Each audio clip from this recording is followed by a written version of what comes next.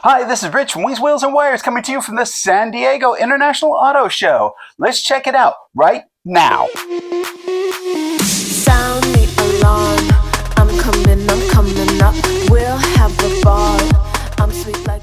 So before I get into the event itself, I want to give a thank you to Mossy Nissan of National City for the free tickets. Every year, local Nissan dealerships give free tickets away to active duty service members and veterans. All they have to do is stop into a dealership and ask. In my case, I was worried that this might lead to them trying to sell me a vehicle while I was there, but this was not the case. I simply showed up, showed my military ID, and I was able to get in with nothing more than a happy Nissan. So I thank you very much for local Nissan dealerships for supporting our troops. Speaking of Nissan, as I walked in, one of the first vehicles I saw was this Nissan Ariya in this nice looking rose gold color called Sunrise Copper Pearl. This vehicle has been one of the EVs I was most looking forward to when it came out. The reason I was looking forward to this goes back to the early days of modern EVs. The Nissan Leaf was the first competitor to the then fledgling Tesla. The Leaf was ugly but cheap, with prices starting as low as around $28,000. Sadly, I would not have bought it or recommended it due to the lack of active cooling system for the battery. This made it far more susceptible to degradation, especially in warm climates. Also, the DC fast charging was via CHAdeMO connector instead, which is much less available than CCS. In 2018, Leaf got a refresh and honestly looked much better. It was still reasonably priced, but lacked the most important upgrade of active battery cooling, and it still had a CHAdeMO charger. So while I liked the looks, I would still not purchase Leaf, nor would I recommend it to others. So when the Ariya was announced, with active battery cooling, 300 miles of range, and a CCS connector, I was pretty excited. You see, this could have been the silver bullet for EV adoption. One of the biggest barriers to EV adoption is the price. EVs are getting cheaper, but they're still too expensive. We need more affordable EVs. We need the equivalent of Civics and Corollas in the EV world. If people could get an EV for $25,000, sales would skyrocket. Sadly, the Ariya was not the silver bullet. While it is a cool looking vehicle and has decent specs, it now starts at $43,000 and can quickly increment up to over $60,000. In that price range, there's a lot of solid competition, including the Model Y starting at $43,900. At this point, I guess I should describe the show in general. The heart of the event is legacy manufacturers from the US and Asia. There is not much presence from European manufacturers or startups. There are also some classic and custom cars, which I'll talk about later. And as you can guess, my main focus is going to be EVs, with the big winner in this category being, very surprisingly, Chevy. But we'll talk about that later too. The next area was Kia and Hyundai. Their latest entry in the EV category is the EV9, which is a large 7-seater. It is ideal for large families, and it's impressive looking. With a starting price of only $56,395, it's significantly cheaper to the Rivian R1S, which seems to be its closest competitor. It also raises a point that is almost never covered with EVs, which is miles per gallon. EVs are universally considered greener and more fuel efficient than gas cars, so we don't pay much attention to the MPG, or what we call the MPG equivalent, or MPGe. We all just assume that it's really high. My BMW i3 gets 115 miles per gallon equivalent. A Tesla Model 3 gets as high as 142 combined MPGe, and their biggest vehicle, the Model X, gets a combined score of 114 mpg. Based on these numbers, we just automatically assume a score is well over 100. Sadly, the EV9 only gets 80 mpge, which is well below the average. In its defense, it is still way above its gas sibling, the Telluride, which only gets a combined mpg of 23 miles per gallon. Their display was combined with Hyundai, and there was of course a lot of EV siblings on display, like the Ioniq 5 in this nice gray tone color scheme, the Niro, EV6, and the Ioniq 6, which I don't like the looks of so much, but my wife likes the Porsche style swept back. The next area was Volkswagen, which contained one of the vehicles I'm most looking forward to, the ID Buzz.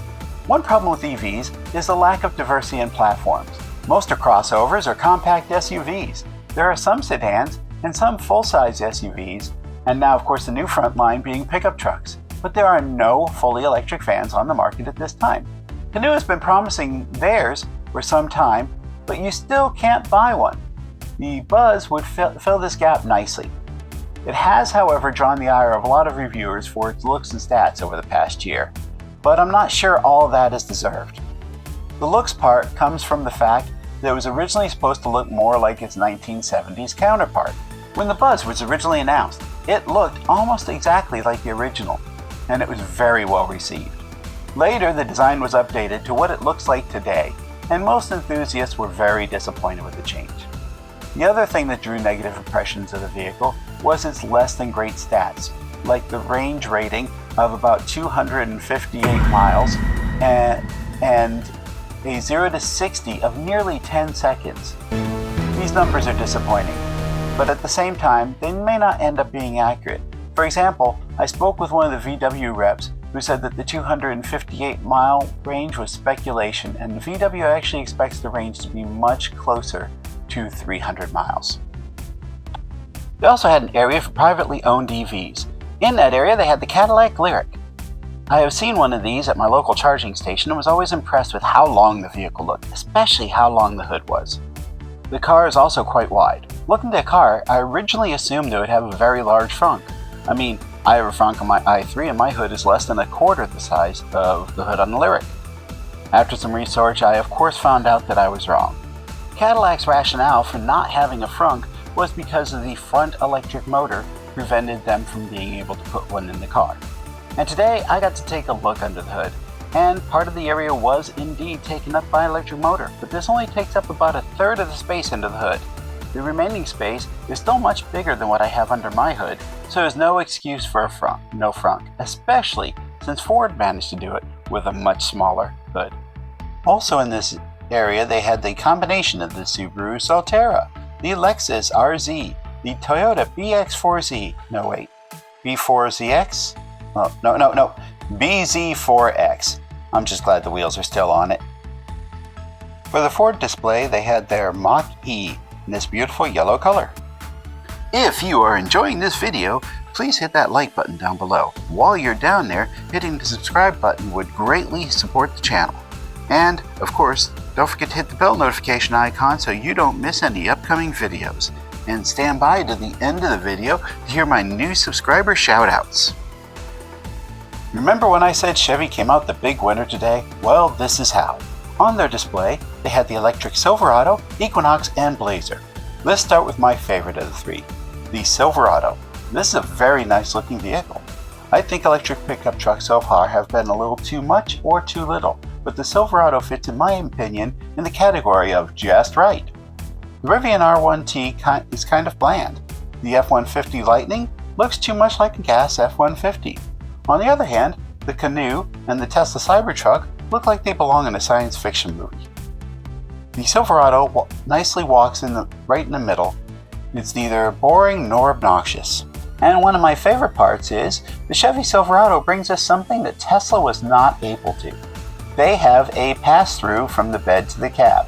This is something that Tesla teased, but on the final version it just didn't happen. Well, the Silverado has this, and it looks pretty durable. I like this because if I were to buy this vehicle, I would use it as a camper. So you put some kind of cover on it, you can turn on the climate control inside the cab, and it would either heat or air condition the back area where you can put your inflatable bed. This would be pretty cool, and I was so disappointed that the Cybertruck didn't come with this. They also had the upcoming electric Equinox. This vehicle is particularly interesting to me because of the low starting price of $34,995. If Chevy is able to keep this price, this could be the silver bullet that the Nissan Ariya was supposed to be. The vehicle looks simple, but nice on the outside. Since it is a closed display, I couldn't get a look at the inside. The last entry at the display was the electric Blazer. I've never been a fan of the past Blazer designs, but this entry is not too bad. The design, much like the Equinox, is simple but sleek. I was able to check this vehicle out on the inside, and the finishes are very typical of Chevy. The looks of these vehicles are nice, but I'm worried about the functionality. I don't have the highest of confidence in Chevy's battery systems. The Bolt was plagued with fire issues, and the Ultium battery that Sandy Munro tore down from the Hummer EV seem like a step backwards as battery tech goes. I would really like to believe that these vehicles on display today are better than that, but I doubt it. While I was in the Blazer, I noted that it reported 17% left on the battery and 44 miles of range remaining. While the guessometer is far from exact on most EVs, the numbers still give us some idea of the range. If 17% equals 44 miles, then 100% would be 258 miles, which is very disappointing and far short of the 324-mile range promised by Chevy. For Toyota, they have the Mirai, because Toyota still desperately wants hydrogen to be a thing. As I mentioned earlier, there was also a classic car section that had a couple of nice lowriders, some beautifully restored classic cars, and interestingly enough, EVs snuck their way into this section as well. The first example is very sneaky, disguising itself as a 1965 Mustang. Outside it looks like a regular Mustang, but look below the hood reveals a polished electric motor in the engine bay. The other EV was much less sneaky. This first generation Tesla Roadster in fluorescent yellow is screaming, "Look at me!" The next section was probably the most fun. It is vehicles that are inspired by TVs and movies. Starting off with vehicles from the movie series Cars. First we have Lightning McQueen, then Strip the King Weathers. Also, Red the Fire Engine. And last but certainly not least, Tow Mater. This one's my favorite because while the other ones had simulated eyes and all the right stickers, this one has facial features and everything. Other vehicles on display include the 1977 Pontiac Trans Am from Smokey and the Bandit, the General Lee from the Dukes of Hazzard, Herbie the Love Bug, and the ever iconic Mystery Mobile from Scooby-Doo. They also had a couple really cool gas cars, like this McLaren race car over in the classic car section, this convertible gold Camaro, very nice looking, as well as a Nissan Z. And for Toyota, they had the Corolla GR, as well as the Supra. Heading briefly back over to the Chevy section, we have what is probably for me the most mind-blowing vehicle of the day, which is the Corvette E-Ray, which is their hybrid version of their Corvette. What is so mind-blowing about this vehicle? Every other hybrid on the market uses its dual drive trains to focus on efficiency and get as much gas mileage as possible. That isn't the case in the E-Ray. This uses dual drive trains to gain as much horsepower as it can manage. Now it's time for the subscriber shout-outs. If you'd like your own shout-out, all you have to do is subscribe to the channel and either make sure your name is visible or put in the comments down below that you subscribed. Julius Junkie. My apologies if I mispronounce that. Xavier Horton. All Political. The Flyfast. Chai Spire. Richard Hudson. Thank you all very much for your subscription. Can't do this without you. Don't forget to check out my merch store on Redbubble. The link's down below. Also, I have a link for a discount if you want to pre-order your Aptera. Have a great day.